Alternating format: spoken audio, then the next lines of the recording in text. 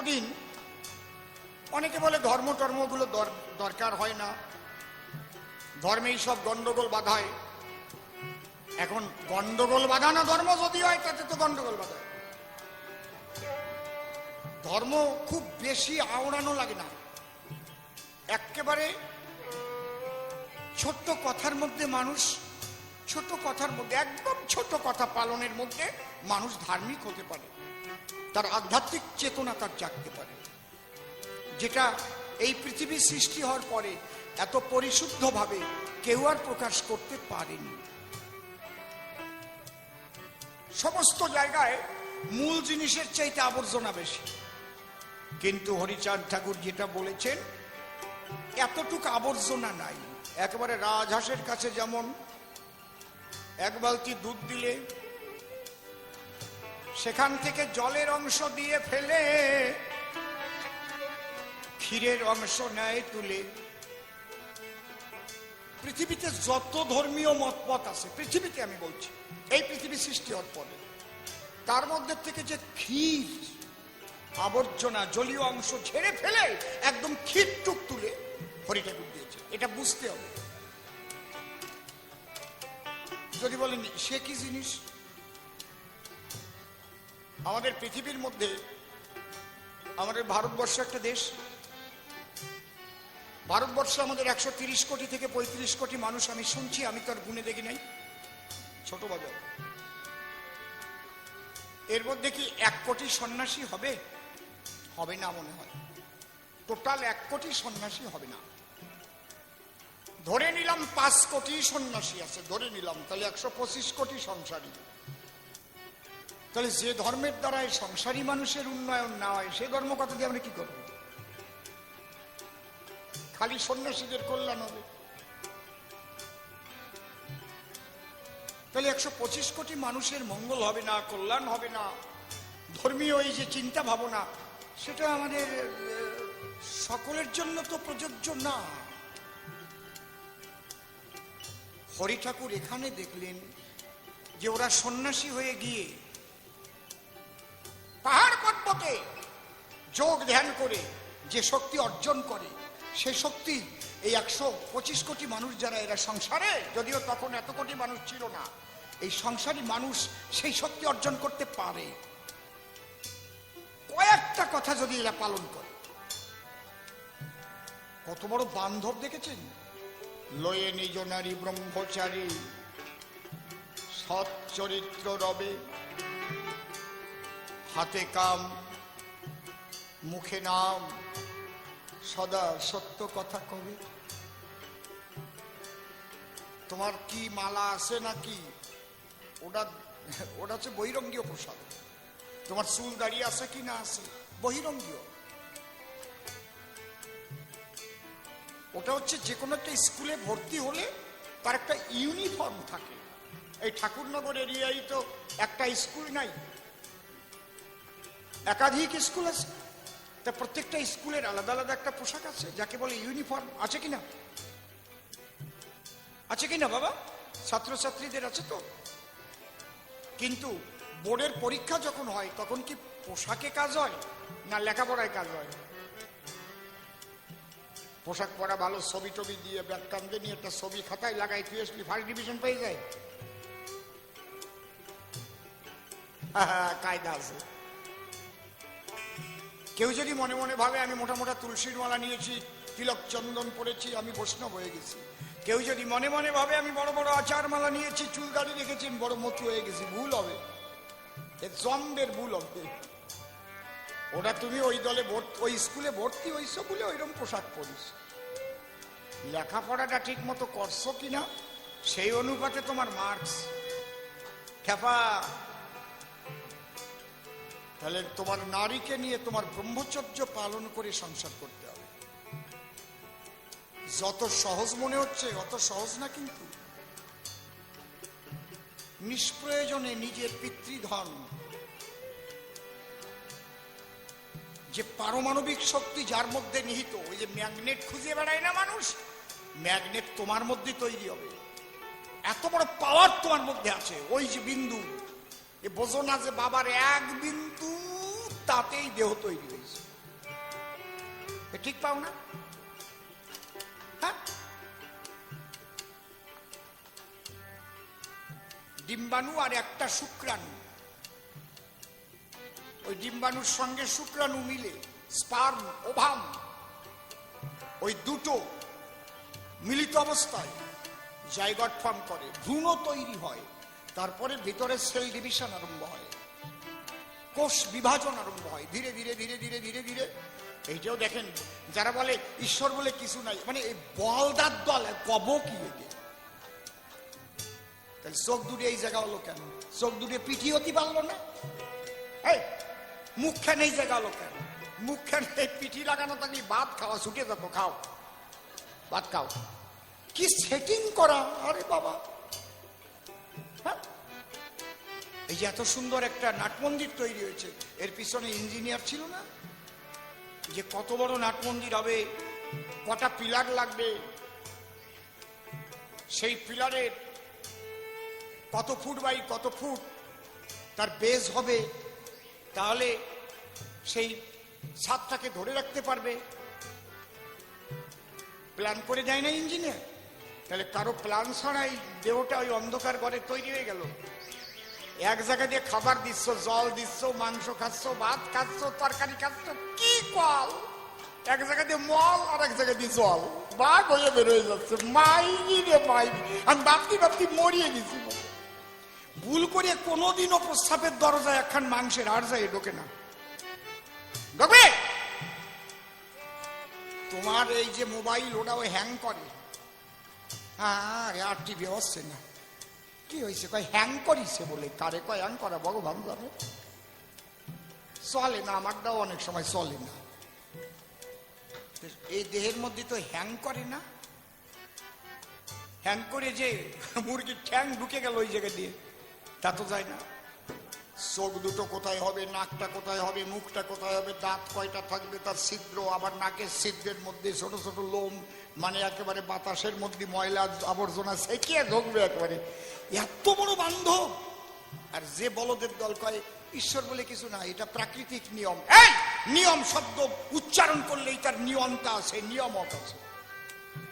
নিয়মটা ছাড়া নিয়ম তৈরি হয় হবে? যেখানে নিয়ম শব্দ উচ্চারণ হবে না, সেখানে একজন নিয়ামক আছে, যে নিয়মটা তৈরি করেছে। তাছাড়া হয় নাকি? হ্যাঁ, বলেন।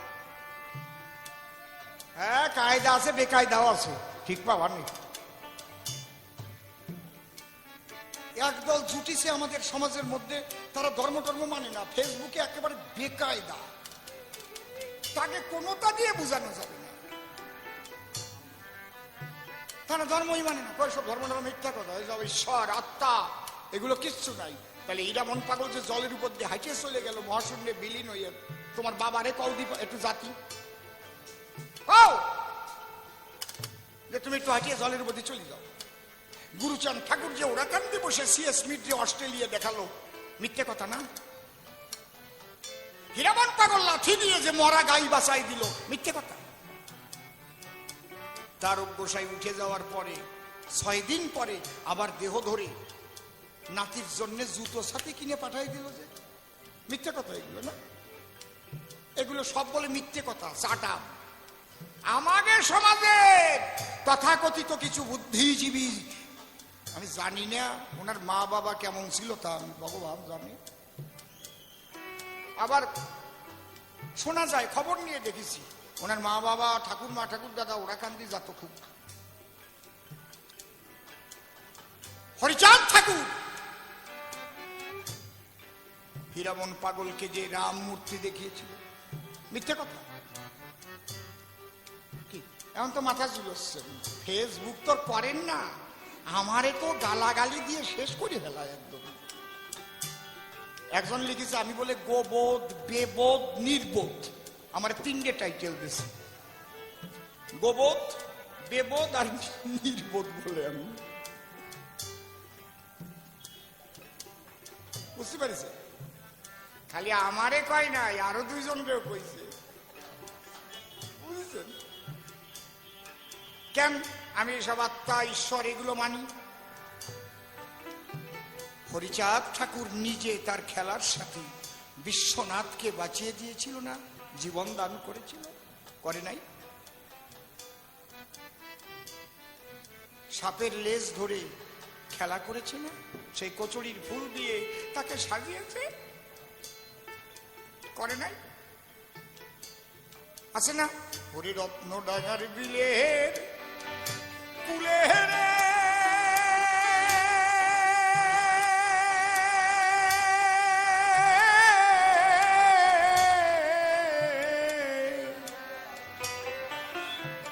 ওকে সাজালেন হরি। আর করে দেখলে রাখা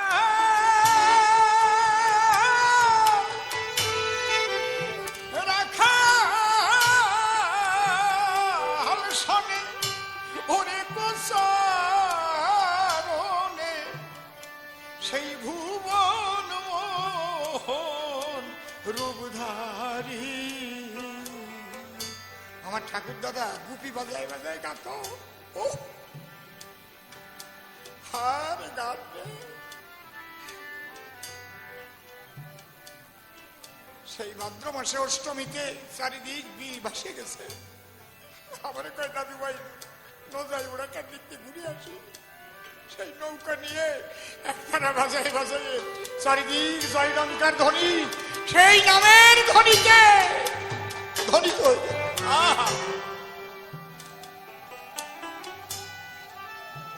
কস্তরী কুসুম ও তুলে ও হারে মালা গেথে দিচ্ছে বলে হেরে ভুলিতে নারী। ওরে ব্রজের সৈতা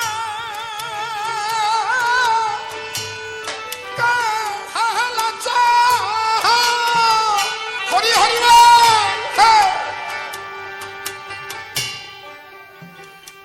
ওরে সেই রূপের সাথ ওরে গোপীর মন করে চুরি। যেন গোপীর মন করে চুরি, যেন গোপীর মন করে চুরি। রত্ন ঢাকা ঢাকার বিয়ে কুলে রে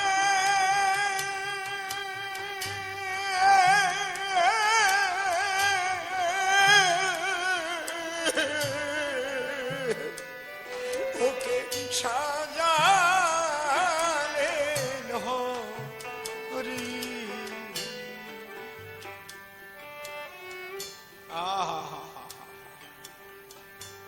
সেই প্রেম জগৎটাকে এরা ধ্বংস করে দিতে চাচ্ছে। আমার গুরুচাঁদকে এই শিক্ষায় শিক্ষিত হতে বলেছিল।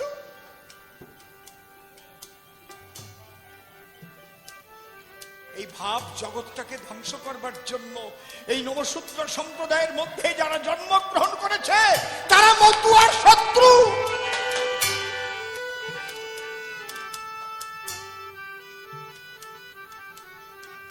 সাধু গোসাই পাগলরা যদি না থাকতো সারা ভারতবর্ষে এই মতুয়া মতবাদটা কারা প্রচার করত? আমি উড়িষ্যায় গিয়েছি, সেই পাহাড়ের কোলে হরি মন্দির করেছে। সেখানে কোন হরি গোসাই সেখানে গিয়েছিলেন, তিনি বাঘের পিঠে সমস্ত ভিলেজে ঘুরে বেড়াতেন, বাঘ তাকে নিয়ে বেড়াতো হরি গোসাই। এই হরিনাম প্রচার করেছে বাঘের পিঠে।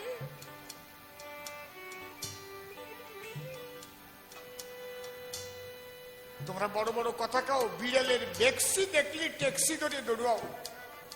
তাহলে সেই লোকটার মধ্যে কি পাওয়ার তৈরি হয়েছিল? বাঘ তাকে পিঠে করে করে নিয়ে ঘুরে বেরিয়েছে, হরিনাম প্রচারে সহায়তা করেছে। এই সাধু গোসাই পাগলদের এই ভাববাদ, ভক্তিবাদকে তোমরা আঘাত করছো। এরা সংসারী মানুষ, এই সংসারে থেকে এরা এই শক্তি অর্জন করেছে। এই যে ধর্মের মূল তারা রক্ষা করেছে, পিতৃধর্ম। লয়ে নিজ নারী ব্রহ্মচারী সচ্চরিত্র রবে, হাতে কাম আর মুখে নাম সদা, সত্য কথা কবে। পরসতী পরপতি কভু না স্পর্শিবে, তুমি না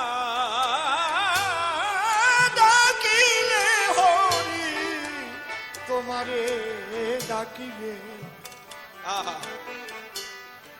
বলছে সত্যবাদী জিতেন্দ্রিয় হইবে কো যেই,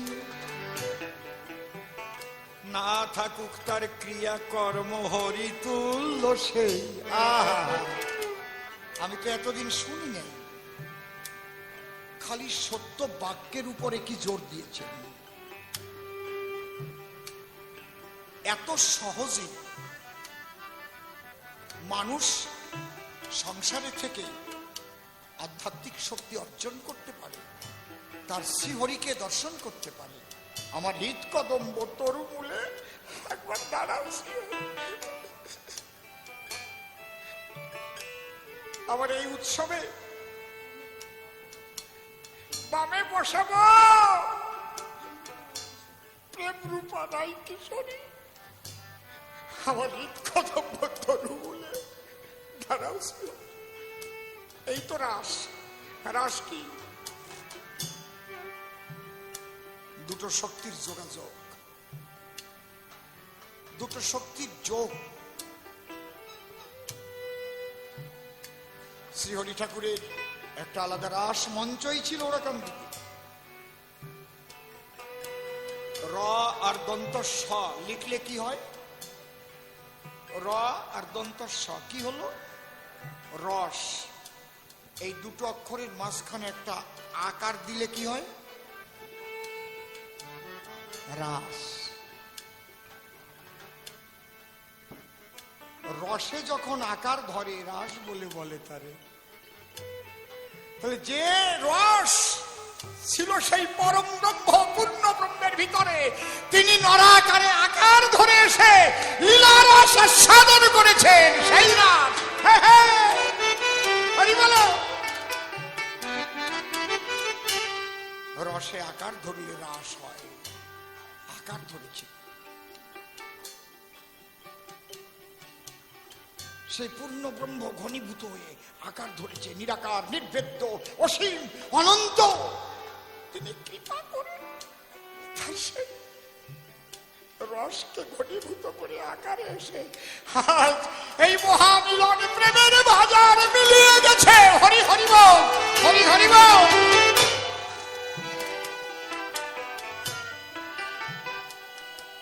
আমরাও রাসে মিলতে আসি,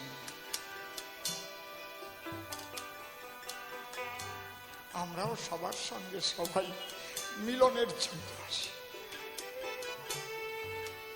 সেই আনন্দ রস আস্বাদন হয়।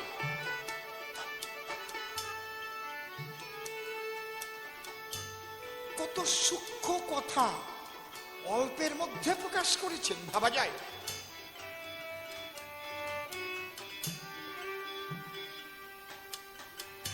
সত্যবাদী জিতেন্দ্রীয় হইবে কো যেই, না থাকুক তার ক্রিয়া কর্ম হরি তুল্য সে।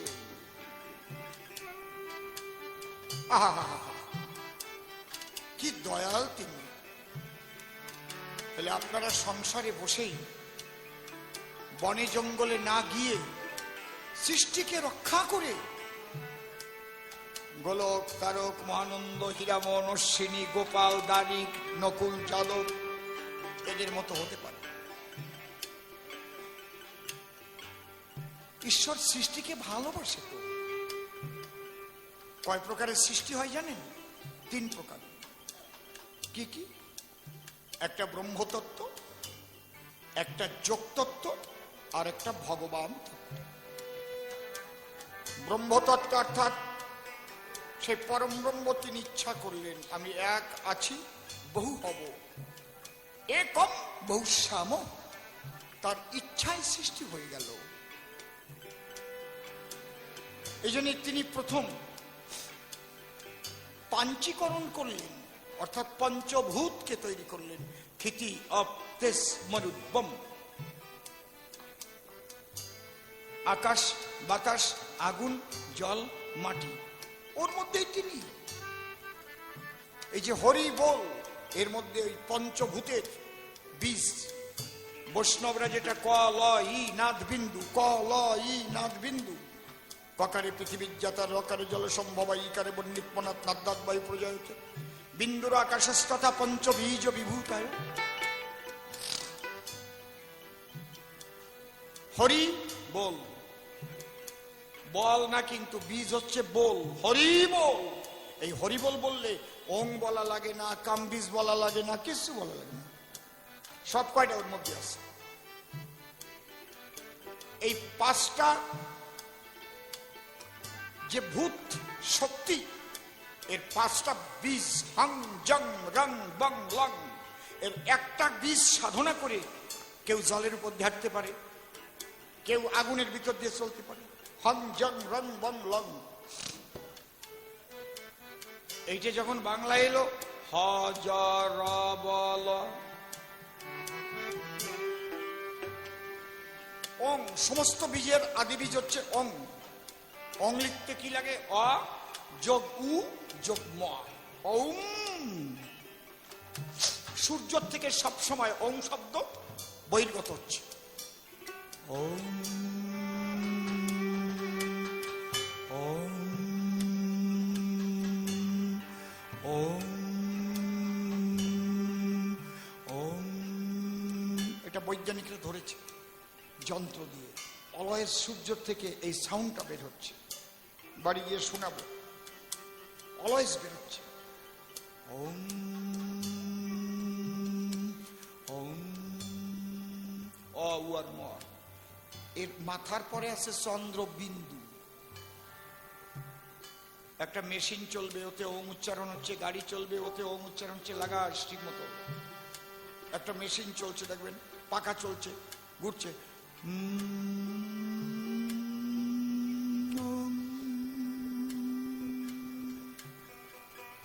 গাড়ি চলবে, দেখবেন ওম হচ্ছে আদি বীজ, ওর মাথার পরে বিন্দু। তাহলে ওই যে হ জ র ব ল, ওঙের মাথার বিন্দু অন্তস্থ হয়ে ওই জয়ের তলায় দিলাম, কি হলো? ওই চন্দ্রবিন্দু। হয় অ র ব ল, জ থাকলো না। এই অন্তস্থ আকে স্ত্রিয়াম ই প্রত্যয় করলে রস্যিকার হয়। তাহলে হয়ে গেল হরি বল। ওখানে 3টে অক্ষর রয়ে গেছে, অ উ আর ম। চন্দ্রবিন্দু আনিছে। অ হচ্ছে সৃষ্টির বীজ,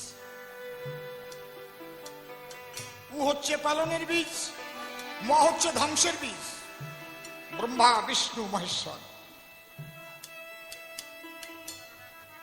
তাহলে যিনি বেবিচারে ধ্বংস না করেন তিনি মতুয়া। এই জন্য মবিষ্টাতার নাই, ধ্বংস নাই। বেবিচারে তো ধ্বংস করে না, সে সৃষ্টিতে যায়। যে বীজটা একটা গাছ হয় সেটা কি ধ্বংস হলো? কিন্তু গাছ না হয়ে যেটা পচে যায় সেটা ধ্বংস হলো। তাহলে হরি বল, তাহলে অ যোগ উ, অ যোগ উ সমান সমান ওকার। অ আর উ যোগ করলে কি হয়? ওকার হয়। ওই ওকার বয়ের সঙ্গে মিশালাম, কি হলো?